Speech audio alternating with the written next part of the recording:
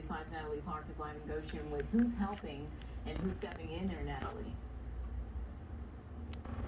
Yeah, good afternoon there. We are nearly 1 week out from that devastating EF2 tornado that ripped through Goshen, and as you drive around town, you still see many crews cleaning up debris that you see here behind me that's still sitting on the edge of the roadways. Of course, it will continue for some time here, and residents impacted here will need help for weeks, perhaps months to come as they rebuild. Now, for the last several days, residents could get food, cleaning supplies, water, and more at Goshen High School. But as of today, that effort has shifted, and now instead of heading to the school, those in need of assistance can go directly across the street to Goshen United Methodist Church. Now, volunteers brought water and food there today to be dispersed, and while church leaders here say they usually serve nearly 150 families each week at their pantry, they know their mission will potentially reach even more for months to come.